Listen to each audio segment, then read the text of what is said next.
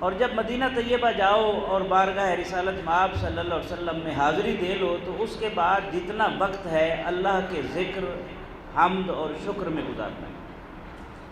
تو اس نے سوال کیا حضرت یہ الٹ نہیں ہو گیا معاملہ؟ ہم نے تو یہی سنا ہے کہ مکہ میں جائے بندہ ذکر الہی کرے، استغفار کرے، توبہ کرے، اور مدینہ طیبہ میں جائے تو درود و سلام کثرت سے پڑھے۔ آپ نے فرمایا نہیں، الٹ نہیں ہوا، بلکہ حقیقت یہ ہے جو جس سے محبت کرتا ہے وہ اس کا ذکر سن کر خوش ہوتا ہے۔ دیکھیں وہ بھی نقطہ نظر ہے، یہ بھی نقطہ نظر ہے۔ اب اللہ تعالیٰ کے حرم میں جب آپ اس کے محبوب کریم صلی اللہ علیہ وآلہ وسلم کا ذکر کریں گے، ان پر درود و سلام پڑھیں گے، تو اللہ کی رحمت جس طرح آپ کی طرف متوجہ ہوگی آپ اس کا تصور بھی نہیں کر سکتے۔ اور جب بارگاہ رسالت مآب صلی اللہ علیہ وسلم میں حاضر ہوں گے اور سرزمین مدینہ پر اللہ کا ذکر کریں گے، شکر کریں گے، حمد کریں گے کہ اللہ نے ہمیں ایسا عظیم محبوب عطا فرمایا، تو ظاہر ہے رسالت مآب صلی اللہ علیہ وسلم اپنے امتی کی زبان سے اپنے پروردگار کا ذکر سن کر، شکر سن کر، اس کی حمد سن کر خوش ہوں گے، تو دونوں طرف سے آپ کو رحمتیں اور برکتیں حاصل ہوں گی۔ اب بظاہر یہ دونوں مختلف نقطہ نظر ہیں، لیکن دونوں اپنی جگہ پر درست ہیں اور ذوق سے تعلق رکھتے ہیں۔ دوسری مثال میں اس کی دوں آپ کو۔ سرگودا کے قریب ایک بستی ہے، اب وہ قصبہ نما شہر ہے، سیال، اسے سیال شریف کہتے ہیں۔ اس کے ایک بزرگ تھے، پاکستان نہیں بنا تھا، تو ایک ان سے ارادت مند ملنے کے لیے آیا۔ ان کی صحت ناساز تھی، تو اس نے جب اپنے مرشد کی حالت دیکھی تو اس سے ضبط نہ ہوا، تو اس نے کہا حضرت فلاں جو ہندو حکیم ہے وہ بڑا سیانہ ہے، بڑا دانا ہے، آپ اگر اس سے علاج کرائیں تو ہو سکتا ہے شفا یابی نصیب ہو۔ ایک مرتبہ کہا، پھر بیٹھا رہا، باتیں ہوتی رہی، دیکھی پھر برداشت نہ ہوا، پھر مشورہ دیا، وہ بڑا سیانہ ہے، بڑا دانا ہے، سے بارہ تیسری مرتبہ بھی اس نے یہی کہا۔ تو بزرگ فرمانے لگے، بیٹا اگر وہ سیانہ ہوتا تو خدا کو ایک نہ مان لیتا۔ کیسا نقطہ نظر کا اختلاف ہے! آپ اس سے اندازہ لگا سکتے ہیں کہ ایک ہی چیز ہے، وہ بھی اپنی جگہ پر درست کہہ رہا ہے اور دوسری طرف سے بھی بات درست کی جا رہی ہے۔ مسائل اس وقت پیدا ہوتے ہیں جب میں سنانا چاہتا ہوں، کسی کی سننا نہیں چاہتا، اپنی رائے تھوپنا چاہتا ہوں، کسی کی رائے کو قبول نہیں کرنا چاہتا۔ اس وجہ سے ہمارے اس اختلاف کی وجہ سے جب مخالفت کی شکل بن جاتی ہے تو ہم ایک دوسرے سے دور ہو جاتے ہیں۔ میں ایک اور مثال چلتے چلتے عرض کر دوں۔ حج کا موقع ہے، حضرت عبداللہ ابن مسعود رضی اللہ عنہ اور امیر المومنین تھے اس وقت حضرت عثمان غنی رضی اللہ عنہ، ان کے درمیان اختلاف ہوا۔ حضرت عثمان غنی پوری نماز پڑھنا چاہتے تھے، حضرت عبداللہ ابن مسعود کی رائے تھی کہ قصر نماز پڑھی جائے گی۔ ہاٹ ڈیبیٹ ہوئی، گرما گرم بحث ہوئی، لیکن جب اقامت کہی گئی اور حضرت عثمان غنی رضی اللہ عنہ مصلی امامت پر کھڑے ہوئے تو سب سے پہلے اللہ اکبر کہہ کر جس نے ان کے پیچھے ہاتھ باندھے نماز کی نیت کی وہ حضرت عبداللہ ابن مسعود تھے رضی اللہ عنہ۔ نماز ختم ہوئی تو کسی نے پوچھا، عبداللہ عجیب بات ہے، ابھی تو تم بحث کر رہے تھے، اختلاف کر رہے تھے، اور پھر سب سے پہلے پیچھے نماز بھی پڑھ رہے ہیں۔ تو وہ کہنے لگے یہ علمی اختلاف تھا، لیکن کیا آپ تصور کر سکتے ہیں کہ میں جنتی کے پیچھے نماز نہ پڑھوں؟ یہ وہ وسعت ظرفی ہے جو ہمارے بزرگوں نے ہمیں دی ہے، ہمارے اسلاف نے، سیرت طیبہ سے یہ چیزیں ہمیں نصیب ہوئی ہیں۔ اس لیے چیزوں کو دیکھنے کا زاویہ نظر بدلنے کی ضرورت ہے۔ ایک مخصوص اور محدود سوچ کے اندر رہتے ہوئے اپنی فکر کو نافذ کرنے کی بجائے دوسروں کی فکر کو بھی سمجھنے کی کوشش کریں، تاکہ ہم بقائے باہمی کی طرف جا سکیں، کو ایگزسٹنس کی طرف جا سکیں، اور عالمی طاقتیں جو فرقہ واریت کی جنگ بھڑکا کر پاکستان کو نشانہ بنانا چاہتی ہیں وہ خائب و خاسر ہوں۔ تو اب میں پہلے سوال کی طرف آتا ہوں، جشن عید میلاد النبی صلی اللہ علیہ وآلہ وسلم کیا ہے؟ میلاد ولادت کے لیے استعمال ہوتا ہے، 4 لفظ ہیں، ولادت، میلاد، مولد اور مولود، یہ ولادت کے لیے لفظ استعمال ہوتا ہے۔ لیکن اب اصطلاحی معنی میں جب بھی میلاد کا لفظ بولا جاتا ہے تو اس سے نبی رحمت صلی اللہ علیہ وسلم کی ولادت پاک کا تذکرہ جو ہے وہ مطلوب ہوتا ہے۔ میلاد النبی کا معنی ہے نبی رحمت صلی اللہ علیہ وسلم کی ولادت۔ عید میلاد النبی کا معنی ہے نبی رحمت صلی اللہ علیہ وسلم کی ولادت کی خوشی کو بطور عید سیلیبریٹ کرنا، اور جشن عید میلاد النبی ہے نبی رحمت صلی اللہ علیہ وسلم کی ولادت کی خوشی کو عید کے جشن کے طور پر منانا۔ یہ سمپل اس لفظ کا معنی ہے۔ اب ہمارے ہاں کچھ غلط فہمیاں ہیں، غلط فہمیاں اس حد تک بڑھی ہوئی ہیں کہ ہم ان پر نظر ثانی بھی نہیں کرنا چاہتے۔ پھر یوں ہوا کہ راستے یکجا نہیں رہے، میں بھی انا پرست تھا، وہ بھی انا پرست تھا۔ ہمیں مل بیٹھ کر ڈیبیٹ کے ذریعے سے، مکالمے کے ذریعے سے چیزوں کو سمجھنے کی ضرورت ہے۔ اب پہلا جو شبہ سوشل میڈیا کے ذریعے سے یا ویسے ذہنوں میں ڈالا جاتا ہے کہ شریعت میں 2 عیدیں ہیں، یہ تیسری عید کہاں سے آ گئی؟ میں بڑے گفتگو کے انداز میں یہ باتیں آپ سے شیئر کرنے لگا۔ یاد رکھیں، شریعت اسلامیہ میں عیدیں 2 نہیں ہیں، عیدیں 4 ہیں۔ کتنی ہیں؟ عید الفطر، عید الاضحیٰ، تیسری عید یوم جمعہ۔ جمعہ کا دن مسلمانوں کے لیے رسول اللہ صلی اللہ علیہ وسلم نے عید کا دن قرار دیا ہے، سید الایام ہے، اور اس کی فضیلتوں میں سے ایک فضیلت یہ ہے فیہ خلق آدم، اس دن آدم علیہ السلام کی تخلیق ہوئی تھی۔ جمعہ مسلمانوں کے لیے سید الایام ہے، عید کا دن ہے۔ چوتھی عید جو رسول اللہ صلی اللہ علیہ وسلم نے بیان فرمائی وہ یوم عرفہ ہے، حج کا جو دن ہوتا ہے۔ ہم اس دن بھی نہا دھو کے اچھے کپڑے پہنتے ہیں، عید قربان سے جو پہلا دن ہوتا ہے۔ کیوں اسے عید قرار دیا؟ اس دن جتنے حاجی عرفات میں پہنچ جاتے ہیں اللہ سب کی بخشش فرما دیتا ہے۔ تو اس مسلمانوں کی بخشش کے دن کو بھی رسول اللہ صلی اللہ علیہ وسلم نے عید کا دن قرار دیا۔ یہ 4 عیدیں تو وہ ہیں جو شریعت نے ہمیں دی ہیں، 2 عیدوں کا تو تصور ہی سرے سے غلط ہے۔ اور یہ حدیث کی سیاستہ کی کتابوں میں باقاعدہ روایات جو ہیں موجود ہیں، بلکہ یوم عرفہ کے حوالے سے اور جمعہ کے حوالے سے حضرت فاروق اعظم رضی اللہ عنہ کا ایک خوبصورت قول ہے کہ ایک یہودی نے کہا، عمر اگر یہ آیت ہماری تورات میں نازل ہوتی، الیوم اکملت لکم دینکم واتممت علیکم نعمتی وردیت لکم الاسلام دینا، کہ آج کے دن میں نے تمہارا دین تمہارے لیے مکمل کر دیا ہے، تمہارے اوپر اپنی نعمت تمام کر دی ہے اور تمہارے لیے اسلام کو بطور دین پسند کر دیا ہے۔ اگر یہ آیت تورات میں نازل ہوتی تو اس دن کو ہم یوم عید کے طور پر مناتے۔ آپ نے فرمایا حضرت عمر نے، تم ایک عید کی بات کر رہے ہو، اس دن ہماری 2 عیدیں تھیں۔ کتنی عیدیں تھیں؟ ایک جمعہ کا دن تھا، ایک یوم عرفہ تھا، میدان عرفات میں اتری تھی آیت، ہماری یہ 2 عیدیں تھیں۔ تو شریعت میں یہ غلط فہمی نہیں ہونی چاہیے کہ عیدیں 2 ہیں، عیدیں 4 ہیں۔ اب لفظ عید کا جو استعمال ہے سماجی حوالے سے، معاشرتی حوالے سے، کوئی بھی زبان ہے اس کے اوپر اس کی ثقافت کے اثرات ہوتے ہیں، اس کی تہذیب، اس کے تمدن کے اثرات ہوتے ہیں۔ عید کا لفظ عربی میں، فارسی میں، اردو میں، سرائکی میں، پنجابی میں خوشی کے لیے استعمال کیا جاتا ہے۔ لفظوں کو مخصوص ذہنیت کے ساتھ جب آپ استعمال کریں گے تو پھر فتویٰ بازی کے در کھلیں گے۔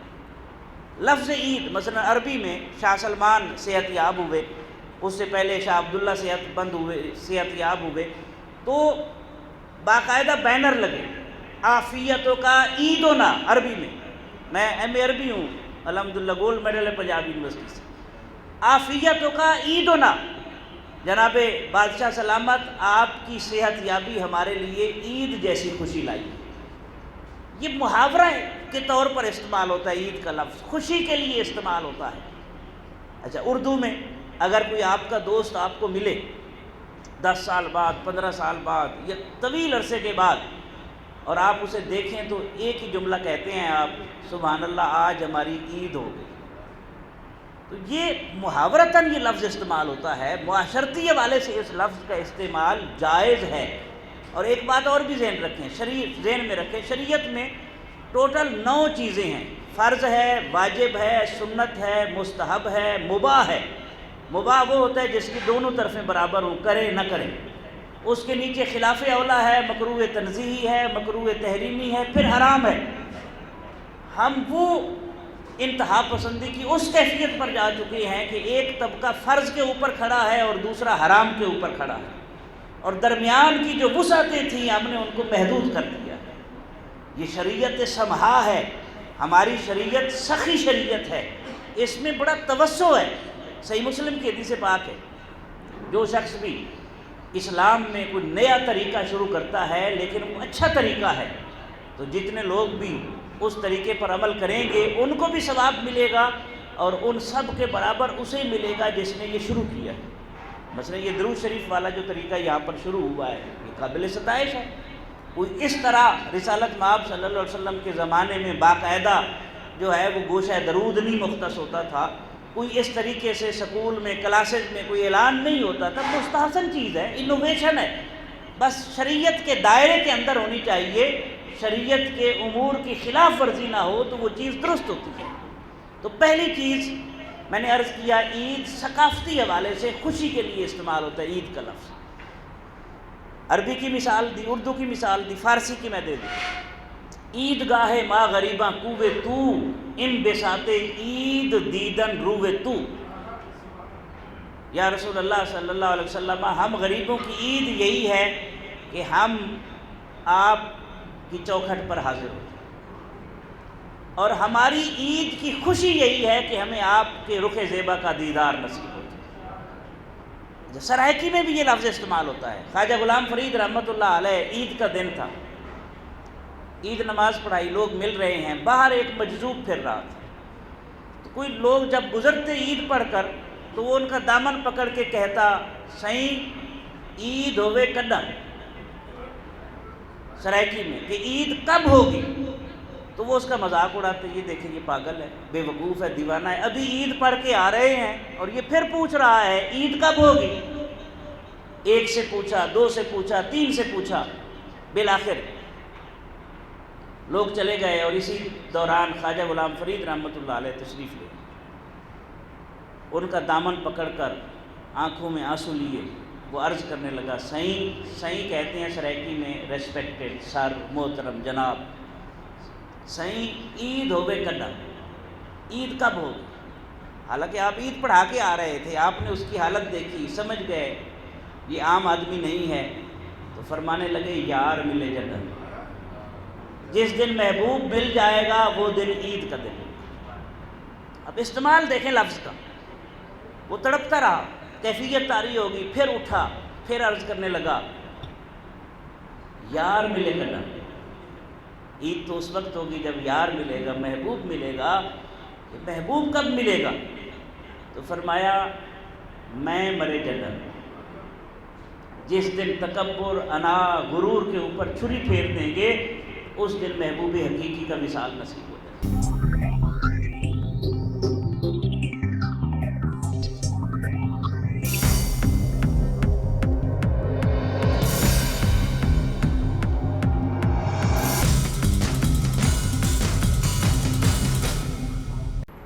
کیوں منایا جائے؟ میں نے پہلے کہا یہ فرض نہیں ہے، واجب نہیں ہے، آپ اگر کہیں سنت نہیں ہے تو چلو ٹھیک ہے، یہ بھی مان لیا جائے، مستحب تو ہے۔ ڈاکٹر محمد حمید اللہ مرحوم خطبات بہاولپور والے پیرس میں رہے، اور 1960 سے لے کر ان کے وصال تک اگر اوسط نکالی جائے تو کوئی ایک دن بھی ایسا نہیں گزرا جس دن ان کے ہاتھ پر کسی غیر مسلم نے کلمہ نہ پڑھا۔ بڑی شخصیت ہے، پڑھے لکھے لوگ جانتے ہیں ڈاکٹر محمد حمید اللہ۔ تو ان سے کسی نے پوچھا یہ ربیع الاول آتا ہے تو بڑے فساد شروع ہو جاتے ہیں، اختلاف شروع ہو جاتا ہے، یہ کیا وجہ ہے؟ آپ کیا کہتے ہیں؟ انہوں نے کہا سال بعد ایک مہینہ آتا ہے جس میں کمزور امت کا کمزور تعلق اپنے نبی کے ساتھ مضبوط ہونے کے چانسز بڑھ جاتے ہیں۔ محافل نعت ہوتی ہیں، سیرت کانفرنسز ہوتی ہیں، مقالات کا مقابلہ ہوتا ہے، سیمینارز ہوتے ہیں، تو دشمن کب چاہتا ہے کہ ایسا ہو؟ اور ہم خوش نصیب ہیں، کوئی اگر ایک مسلک سے تعلق رکھتا ہے وہ جشن عید میلاد النبی کی محفل کرتا ہے، دوسرے مسلک سے تعلق رکھتا ہے وہ سیرت النبی کی کانفرنسز کرتا ہے ربیع الاول، تیسرا خاتم النبیین کی کانفرنس کرتا ہے۔ دیکھیں نا، اگر ہم نے اسلام آباد جانا ہو، 5 لوگ اسلام آباد جا رہے ہیں، ایک جہاز پر جائے، ایک ٹرین پر جائے، ایک اپنی گاڑی پر جائے، ایک کسی کی لفٹ لے کر جائے، ایک وقفے سے کسی ذریعے سے پہنچ جائے، ادھر پہنچنا تو اسلام آباد ہے۔ اب ٹرین والا جہاز والے کو برا بھلا کہہ رہا ہو، اور جو اپنی گاڑی پر جا رہا ہے وہ ٹرین والے کو ٹارگٹ کر رہا ہو، تو یہ بڑی نامناسب سی بات ہوگی۔ ہماری مثال پتہ کیا ہے؟ ہمارے استاد فرماتے ہیں کہ ہماری مثال ایسے ہے جس طرح ٹرین ہوتی ہے نا، اس کا انجن ہوتا ہے، ہر اس کے پیچھے ڈبے ہوتے ہیں، ہر ڈبے میں ایک فرقہ بند ہے، ایک نقطہ نظر بند ہے، وہ لسانیت ہے، وہ فرقہ واریت ہے، اور اپنے ڈبے کی دیواریں کالی کر رہا ہے کہ فلاں بھی کافر ہے، اور فلاں بھی کافر ہے، اور فلاں بھی فارغ ہے، اور فلاں بھی فارغ ہے۔ لیکن اس ڈبے سے نکل کر کسی نے نہیں دیکھا کہ انجن کے اوپر کون بیٹھا ہوا ہے اور ہمیں کس طرف لے کے جا رہا ہے۔ یہ ہمارا المیہ ہے، ہم اپنے مسائل کو اس طرح اسیس نہیں کر پاتے جس طرح کرنا چاہیے۔ تو دوسری بات جو میں عرض کرنے لگا ہوں وہ یہ ہے کہ رسول اللہ صلی اللہ علیہ وسلم کا ذکر کریں، جس طرح کوئی ذکر کرتا ہے اسے کرنے دیں، آپ اپنے پیٹرن پر اسے کیوں لانا چاہتے ہیں؟ یہ بڑی غلط روش ہے۔ مثلا میں ایک مثال دوں، رسول اللہ صلی اللہ علیہ وسلم کا اسم گرامی آیا، صدیق اکبر نے سنا تو انہوں نے انگوٹھے چومے اور کہا آپ کا نام میری آنکھوں کی ٹھنڈک ہے۔ دوسرے نے سنا تو اس نے کہا فدا کا ابی و امی یا رسول اللہ، میرے ماں باپ آپ پر قربان ہوں۔ تیسرے نے سنا تو اس نے کہا صلی اللہ علیہ کا یا رسول اللہ۔ اب یہ محبت کے انداز ہیں، محبت کے اسالیب ہیں، محبت اپنے اظہار کے راستے خود بناتی ہے۔ آپ ماں کو مجبور کر سکتی ہیں کہ صبح کے ٹائم آپ بیٹے کو چوما کریں اور شام کے وقت نہ چوما کریں، نہیں، محبت اپنے اظہار کے راستے خود بناتی ہے۔ ہر دور میں رسول اللہ صلی اللہ علیہ وسلم سے محبت کے اظہار کے راستے آپ تاریخ اٹھا کر دیکھ لیں، مختلف انداز ہیں، اور قیامت تک وقت کے ساتھ ساتھ جیسے جیسے چیزیں آگے بڑھیں گی یہ سلسلہ بھی اسی طرح بڑھتا رہے گا۔ کیا کوئی تصور کر سکتا تھا کہ اس ہائی سکول میں درود شریف پڑھا جائے گا اور اس کا مقابلہ ہوگا اور اس کے انعامات دیے جائیں گے؟ اور اس کی بھی کوئی مثال ملتی ہے کہ ایک انچارج ہے جو کلمہ گو نہیں ہے، لیکن اس کی کلاس سب سے زیادہ رحمت للعالمین پر درود و سلام پڑھ رہی ہے۔ یہ کیا ہے؟ یہ محبت کا اظہار ہے بھائی۔ آپ ہر کسی کو اپنے ٹریک پر چلانے کی کوشش نہ کریں، اگر ایسا کریں گے تو پھر اس کا نتیجہ تصادم ہوتا ہے۔ میں ایک اور نقطہ نظر کے حوالے سے، کیوں کیا جائے جشن عید میلاد، کیوں منایا جائے، اگر اس کی کوئی دلیل بھی نہ ہو تو 3 پوائنٹس میں آپ کے سامنے رکھتا ہوں تاکہ ہم جو مانتے ہیں نہیں مانتے ایک پوائنٹ پر تو آ جائے نا، ایک دوسرے کو سپیس تو دے نا، اپنے اپنے طریقے سے آپ سیلیبریٹ کریں۔ اللہ کی اگر نعمت نصیب ہو تو اس نعمت پر شکر کرنا حکم ہے قرآن کریم کا کہ نہیں؟ اللہ کا فضل ہو تو اس پر بھی اظہار فرحت کرنے کا حکم ہے، رحمت ہو تو اس پر بھی اظہار فرحت کرنے کا حکم ہے۔ وَأَمَّا بِنِعْمَتِ رَبِّكَ فَحَدِّثْ، جب تیرے رب کی تیرے اوپر نعمت ہو تو اس کا چرچا کر، اس کو بیان کر، ساری چیزیں، سارے اختلافات ایک طرف رکھ لے۔ صرف اتنی بات اگر سمجھ آ جائے، مجھے بتائیں کیا رسول اللہ صلی اللہ علیہ وسلم اللہ کی نعمت ہیں یا نہیں ہیں؟ قرآن سے پوچھ لیتے ہیں، اگر ہیں تو اگر امتی خوشی کرتا ہے، وہ زندگی کی ایک ایک سانس بھی اس خوشی کی سیلیبریشن میں اگر وقف کر دے پھر بھی وہ امتی ہونے کا حق ادا نہیں کر سکتا۔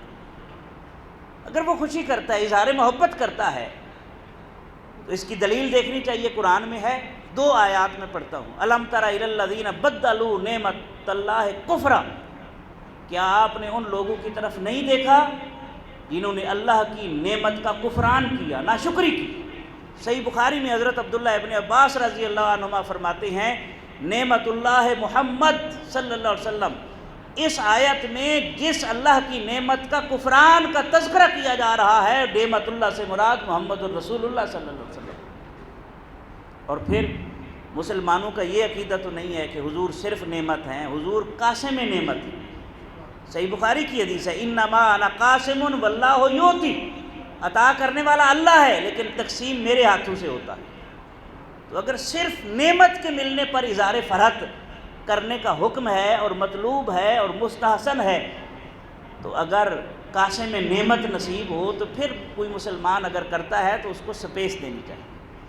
دوسری، اللہ کا فضل اور اس کی رحمت ہو، قل بفضل اللہ و برحمتہ، فرما دیجئے جب تم پر اللہ کا فضل اور اس کی رحمت ہو، فلیفرحوا، اس کے اوپر اظہار فرحت کرو۔ کس طرح؟ نوافل پڑھ کر نہیں، ذکر کر کے نہیں، خرچ کر کے۔ ہوا خیر مما یجمعون، جو تم اس اللہ کے فضل اور رحمت کے اوپر خرچ کرو گے وہ تمہارے جمع کیے ہوئے پیسوں سے بہتر ہے۔ حکم ہے، اور اس کو ہم کرتے ہیں، بیٹا ہوتا ہے عقیقہ کرتے ہیں، نکاح ہوتا ہے ولیمہ کرتے ہیں، مکان بناتا ہے کھانا کرتے ہیں، دعوت کرتے ہیں، کوئی گاڑی لیتا ہے، کسی کی جاب لگتی ہے، یہ سارے کے سارے شریعت کے مطلوب اور مستحسن امور ہیں۔ ہم قرآن کریم سے پوچھ لیتے ہیں کہ رسول اللہ صلی اللہ علیہ وسلم اللہ کا فضل ہیں؟ سورہ احزاب اٹھائیں، انا ارسلناک شاہدا و مبشرا و نذیرا و داعیا الی اللہ باذنہ و سراجا منیرا، 5 صفات بیان کی۔ سبحان اللہ، کہ ہم نے بلا شبہ آپ کو پوری کائنات پر گواہ بنا کر بھیجا، اللہ کی رحمتوں کی خوشخبری سنانے والا، اس کے عذاب سے بر وقت خبردار کرنے والا، اس کے راستے کی طرف اس کے اذن سے بلانے والا، اور چمکا دینے والا، روشن کر دینے والا آفتاب بنا کر بھیجا۔ یہ آیات اللہ نے، یہ صفات بیان کی، آگے اللہ نے خود فرمایا وَبَشِّرِ الْمُؤْمِنِينَ، اے میرے محبوب صلی اللہ علیہ وسلم اہل ایمان کو خوشخبری دے دیجئے بِأَنَّ لَهُم مِّنَ اللَّهِ فَضْلًا كَبِيرًا، کہ اللہ تعالیٰ نے آپ کے وجود مسعود کی صورت میں اہل ایمان کے اوپر بہت بڑا فضل فرمایا۔ تو اگر فضل کے ملنے پر خوشی ہے تو فضل کبیر کے ملنے پر اگر کوئی مسلمان مناتا ہے تو اس کو سپیس دینی چاہیے۔ ہاں اگر کوئی کہتا ہے یہ فرض ہے اور جو دوسرے نہیں مناتے وہ اسلام سے باہر ہے تو یہ روش درست نہیں ہے، اور کوئی بھی مسلمان ایسا نہیں کرتا۔ تیسرا، اگر رحمت کے ملنے پر اظہار فرحت کرنے کا حکم ہے تو وما ارسلناک الا رحمۃ للعالمین کی شان والا محبوب ملے اور مسلمان اظہار فرحت کرے تو چہروں پر تازگی آنی چاہیے۔ اس میں کوئی تعجب کی بات ہے، ہم سارے نقطہ ہائے نظر کے لوگ یہاں پر بیٹھے ہوئے ہیں اور خوشی سے اس محفل کو سیلیبریٹ کر رہے ہیں، اس سے بڑا ثبوت کیا ہو سکتا ہے؟ جب تک ہمارے تعلیمی اداروں میں رواداری پیدا نہیں ہوگی، ہم ایک دوسرے کو پڑھے لکھے لوگ سپیس نہیں دیں گے تو ظاہر ہے معاشرے میں تو پھر عوام تو پھر ہمارے قابو میں نہیں آئیں گے۔ تیسرا، یہ بڑا اہم سوال ہے، کیسے منایا جائے؟ کیا صرف واقعات سنا کر، فضائل سنا کر، امت کے مسائل سے دور رہ کر جشن عید میلاد النبی کی سیلیبریشن کافی ہے، یا اس کے کچھ تقاضے بھی ہیں؟ میں چند ایک تقاضے آپ کے سامنے عرض کر دیتا ہوں۔ ایک تقاضا ہے علمی اور فکری تقاضا جشن عید میلاد النبی صلی اللہ علیہ وسلم منانے کا۔ فکری تقاضا کیا ہے کہ اگر آپ کی فکر ٹھیک ہے، نظریہ ٹھیک ہے، عقیدہ ٹھیک ہے تو اس کے اوپر جو عمارت کھڑی ہوگی وہ بھی ٹھیک ہوگی۔ اگر فکری ٹھیک نہیں ہے، اس کا قبلہ ہی درست نہیں ہے تو جتنی اونچی عمارت لے جائیں گے وہ ٹیڑھی ہوگی۔ یاد رکھیں یہ بات، میں بچوں سے عرض کر رہا ہوں، اساتذہ کے سامنے تو میں سبق سنا رہا ہوں۔ بچوں یاد رکھو، جب تک ہماری نظر رسول اللہ صلی اللہ علیہ وسلم کی ذات پر رہے گی تو ہم امت بنیں گے، اور نظر حضور کی ذات سے نیچے آئے گی تو فرقے بنیں گے۔ یہ جملہ میرا یاد رکھنا ہے، نظر حضور کی ذات پر رہے گی تو امت بنیں گے، نظر نیچے آئے گی تو فرقے بنیں گے۔ علامہ نے کہا تھا ماذ حکم نسبت او ملتین، ہم رسول اللہ صلی اللہ علیہ وسلم کی نسبت کے حکم کی وجہ سے ملت اور امت بنے ہیں، اسی لیے اہل عالم کے لیے ہم پیام رحمت ہیں۔ تو یہ جو مجھے بتائیں کیا کوئی توحید کا انکار کر کے یا توحید کو نہ مان کے مسلمان رہ سکتا ہے؟ اگر عشق رسول صلی اللہ علیہ وسلم کسی کے سینے میں نہیں ہے وہ مسلمان ہو سکتا ہے؟ پھر صحابہ کرام جن لوگوں کے سامنے قرآن اترا، جن کی وجہ سے ہم تک قرآن پہنچا، کیا وہ جو مقدس شخصیات ہیں ان کی توہین کر کے کوئی مسلمان رہ سکتا ہے؟ اور پھر اہل بیت اطہار جن کو صحابیت کا شرف بھی حاصل ہے اور نسب رسول ہونے کا بھی شرف حاصل ہے۔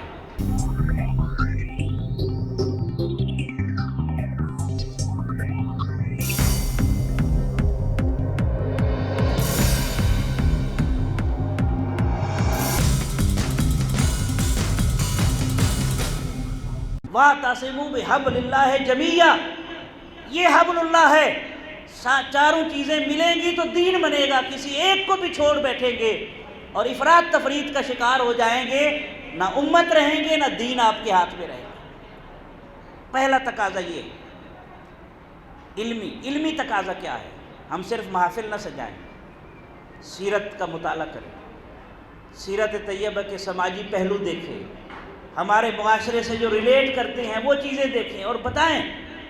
یہ علمی اور فکری ہے۔ اس کی میں ایک مثال دیتا ہوں۔ 21ویں سال مکہ فتح ہوا، ہم سارے جانتے ہیں 8 ہجری کو مکہ فتح ہوا۔ یہ بڑی اہم بات ہے، آپ حیران ہوں گے 21ویں سال مکہ فتح ہوا اور اس میں بڑے بڑے لوگ جو بڑے بڑے کافر تھے وہ بھی مسلمان ہوئے۔ جناب ابو سفیان، جناب اکرمہ ابو جہل کا بیٹا، امیہ بن خلف جو حضرت بلال پر ظلم ڈھاتا تھا اس کا بیٹا صفوان مسلمان ہوا۔ میں صفوان کی مثال دیتا ہوں صرف، آپ حیران ہوں گے بچوں۔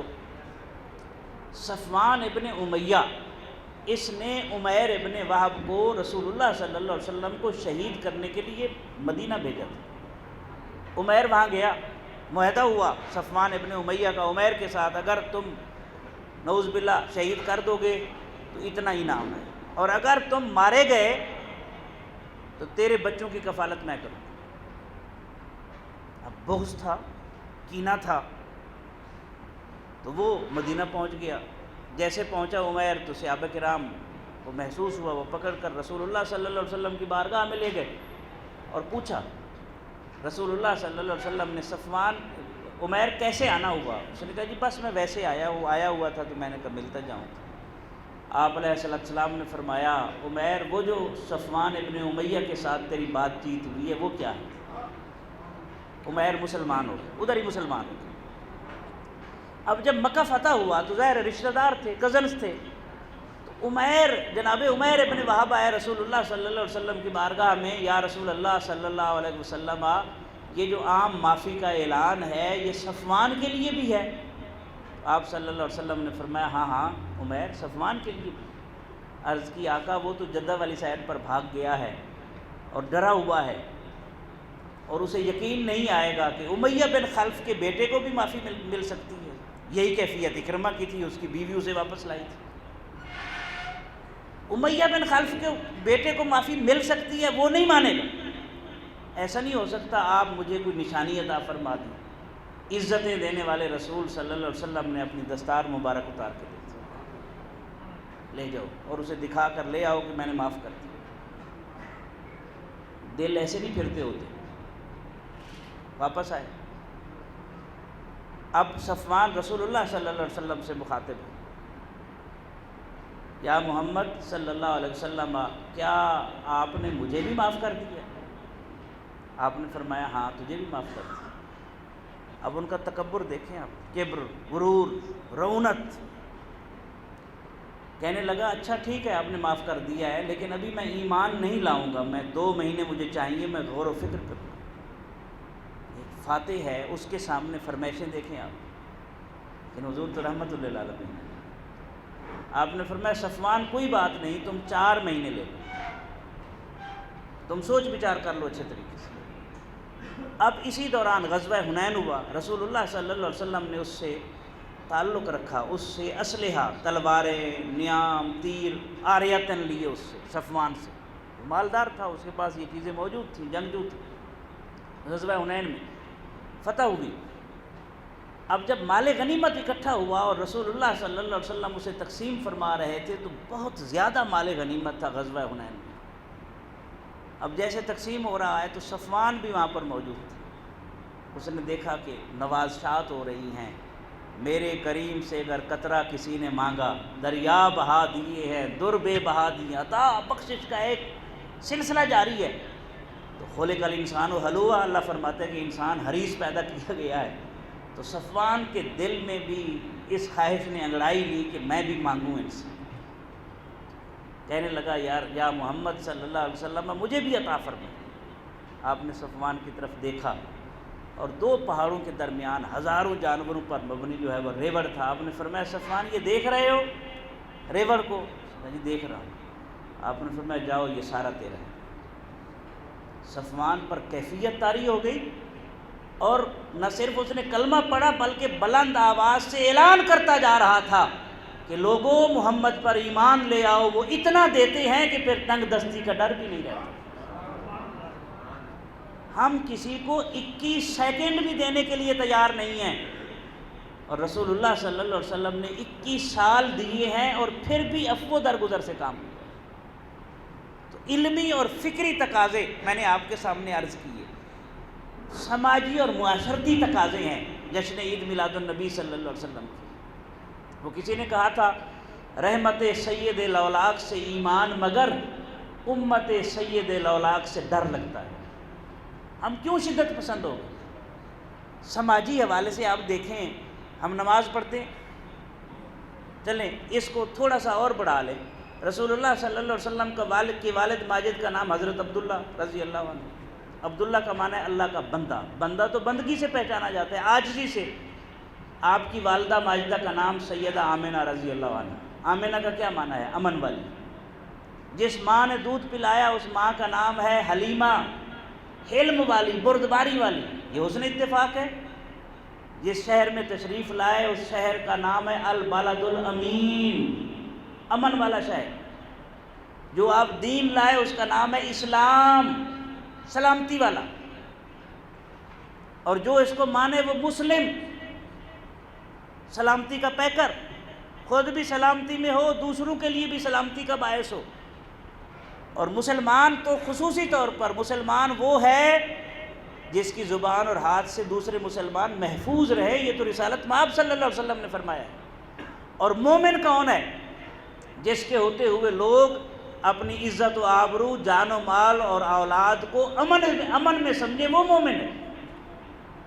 اچھا یہاں پر سلسلہ رکتا نہیں ہے. ہمارا رب رحمان اور رحیم ہے، ہمارے رسول رحمت للعالمین ہیں. اس پر بھی بس نہیں ہے. ہمیں حکم ہے کہ جب بھی ایک دوسرے سے ملو تو کہو السلام علیکم ورحمۃ اللہ، سلامتی بھیجو. اور اکٹھے جا رہے ہیں، راستے میں درخت آیا ہے اور دونوں علیحدہ علیحدہ طرف سے گئے ہیں، تو جب دوبارہ ملے تو پھر کہیں السلام علیکم. اور نماز ہم پڑھتے ہیں، آپ حیران ہوں گے، رکوع کر کے، سجود کر کے، قیام کر کے، قرات کر کے، تشہد میں بیٹھ کے اس کا اختتام کس پر ہوتا ہے؟ السلام علیکم ورحمۃ اللہ. میرے دائیں جانب والوں تمہیں میری طرف سے سلامتی اور رحمت کا پیغام. میری بائیں جانب والوں تمہیں بھی میری طرف سے سلامتی اور رحمت کا پیغام ہے. جنت اللہ کا نام ہے السلام، سلامتی عطا کرنے والا. اور جنت کا نام ہے دار السلام، سلامتی کا گھر. کتنے مضبوط حوالے ہیں. کیا کوئی فتنہ پرور سلامتی کے گھر میں جا سکے گا؟ جس نے فرقہ واریت کی آگ بھڑکائی ہوگی، جس نے نفرتیں بانٹی ہوں گی، جس نے زہر اگلا ہوگا، وہ دار السلام میں نہیں جا سکتا. اس کا ٹھکانہ جہنم ہوگا. ہمارے امن و سلامتی کے اتنے مضبوط حوالے ہیں کہ اتنے مضبوط حوالوں کے باوجود بھی اگر ہم شدت پسندی کا شکار ہوں یا انتہا پسندانہ سوچ آئے یا ایک دوسرے کو برداشت نہ کر سکیں یا بقائے باہمی کے حوالے سے ہم کمزور ہو جائیں تو اس کا نقصان ہوگا، اور ہو رہا ہے نقصان. اور سماجی اور معاشرتی حوالے سے ایک میں مثال دوں سیرت طیبہ کی. جب مکہ فتح ہوا، یہ سیکنڈ لاسٹ میں بات کرنے لگا ہوں، جب مکہ فتح ہوا